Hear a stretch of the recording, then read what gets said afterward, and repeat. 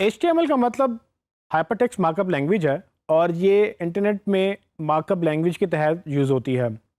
एक markup language से क्या मुराद है? सो मार्कअप लैंग्वेज उसी तरह से आप इसको समझ सकते हैं जिस तरह से अगर आप माइक्रोसॉफ्ट वर्ड ओपन करें तो आप किसी टेक्स्ट को टाइटल बना देते हैं, किसी को बोल्ड करते हैं, किसी को अंडरलाइन करते हैं, किसी को टैली करते हैं। जिस तरह से आप माइक्रोसॉफ्ट वर्ड में अपने डॉक्यूमेंट्स को इस तरह से ब्यूटीफाई कर सकते हैं, हाइपरटेक्स्ट मार्कअप लैंग्वेज में आप क्या करते हैं कि वेबसाइट्स बना सकते हैं और तकरीबन सारे का सारा इंटरनेट इसी लैंग्वेज के ऊपर चल रहा है।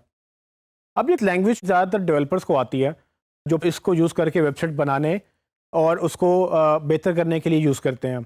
हमने इस लैंग्वेज को सिर्फ इतना अंडरस्टैंड करना है जितना हमारे लिए एसईओ की हद तक ठीक है, और हम इससे इतनी डिटेल में नहीं जाएंगे, लेकिन कुछ चीज़ें बहुत इंपॉर्टेंट हैं जो हमने समझनी है। वो ये कि ये बेसिकली वेब का स्टैंडर्ड है, और जब हम एसईओ की बात करते हैं तो हमारा वेबसाइट से पाला तो पड़ता ही है, क्योंकि हमने जो ऑप्टिमाइज़ करना है वो वेबसाइट को ही करना है। तो वेबसाइट किस तरह से बनी है ये समझना भी ज़रूरी है, ताकि हम डेवलपर के साथ जब मिलके काम कर रहे हों या हम टीम के साथ मिलके काम कर रहे हों तब उनको गाइड भी कर सकें, और हमें जितना खुद समझ आती है हम उसको खुद अपनी हद तक ठीक भी कर सकें। अगर आप किसी वेबसाइट को ओपन करें और कोई भी यूआरएल विजिट करें तो आपको जो वेबसाइट नज़र आती है वो बड़ी ब्यूटीफुल या एक खूबसूरत किस्म का उसका ओवरव्यू होता है। फॉर एग्जांपल मैं अगर google.com खोलूँ तो कुछ इस तरह की नज़र आती है। लेकिन अगर आप google.com का सोर्स देखना चाहें, या मतलब ये कि अगर आप उसको कोड देखना चाहें, तो आप क्रोम पे हों तो राइट क्लिक करके उसके व्यू सोर्स पे जाएं और आपको कुछ इस तरह से नज़र आएगा। तो बेसिकली मुझे तो जब वेबसाइट नज़र आई थी तब तो उसका एक बड़ा अच्छा सा लोगो था और उसके नीचे एक सर्च बार था और वो मुझे कह रहा था कि सर्च करो। लेकिन जब पीछे आप कोड देखेंगे तो कोड कुछ इस तरह से नज़र आता है, और ये लैंग्वेज हम इंसानों को समझ नहीं आती। लिखी इंसानों ने ही है, लेकिन ये लैंग्वेज बेसिकली कोडिंग है जो सिर्फ कोडर्स यानी कि डेवलपर्स या जो प्रोग्रामिंग करते हैं उनको समझ आती है और वो ये करते हैं। और हमारे लिए ये जो फ्रंट एंड है हम इसको देखते हैं। असल में जो गूगल विजिट करता है आपकी वेबसाइट तो वो आपका फ्रंट एंड नहीं देखता, वो ये वेबसाइट नहीं देखता जो आपको नज़र आ रही है।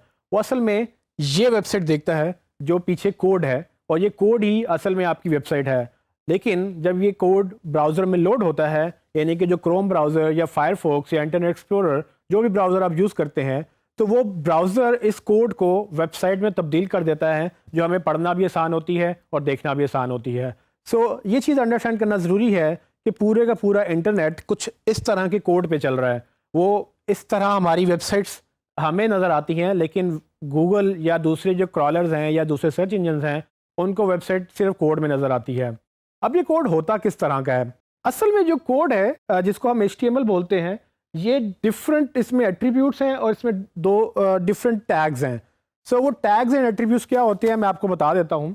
तो फॉर एग्जांपल ये जो पहला ऑप्शन है, ये एक एट्रीब्यूट है जिसमें हमने ये डिफ़ाइन कर दिया कि ये HTML का डॉक्यूमेंट है।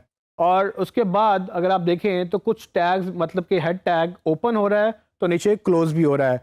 टैग्स और एट्रीब्यूट्स में फ़र्क ये है कि एट्रीब्यूट्स बेसिकली कुछ खसूसियात बयान करते हैं जो कि ब्राउज़र्स या सर्च इंजन के लिए आप लिख सकते हैं, लेकिन ये जो टैग्स हैं इसके अंदर हमारा कंटेंट होता है। एक ख़ास बात याद रखें, टैग के अंदर आपको जब टैग ओपन करते हैं उसको क्लोज भी करते हैं। तो फॉर एग्जांपल मैं अगर हेड ओपन करूंगा तो मैं उसको क्लोज भी करूंगा, मैं अगर बॉडी का टैग ओपन करूंगा तो उसको क्लोज भी करूंगा। इस तरह से HTML लैंग्वेज चलती है और हमने इसको तकरीबन इतनी हद तक ही समझना है, और ये बड़ा आसान है। ये आपको देखने में शायद मुश्किल लग रहा हो, लेकिन SEOs के लिए ये इतना समझना ज़रूरी है।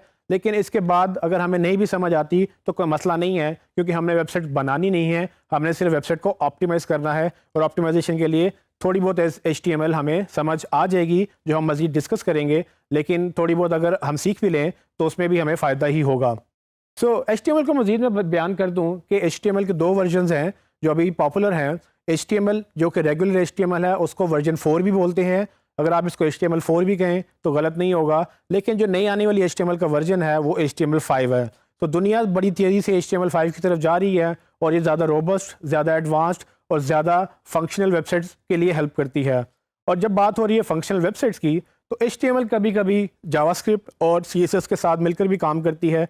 ये HTML की तरह जावास्क्रिप्ट और CSS, यानी कि CSS का मतलब कैस्केडिंग स्टाइल शीट्स, और जावास्क्रिप्ट, ये मिलकर एक नई टेक्नोलॉजी भी डेवलप करते हैं, और ये भी HTML की तरह मुख्तलिफ लैंग्वेजेस ही हैं जो डेवलपर्स लिखते हैं ताकि हमारी वेबसाइट ज़्यादा अच्छी परफॉर्म कर सकें, या ज़्यादा फंक्शनल या ज़्यादा टेक्निकल वेबसाइट्स अगर जिनकी आप बात करें, जिनमें फॉर एग्जांपल आपको लॉगिन करना पड़े या आपको कोई डेटाबेस सर्च करना पड़े, तो उनके अंदर ये टेक्नोलॉजीज़ हेल्प करती हैं।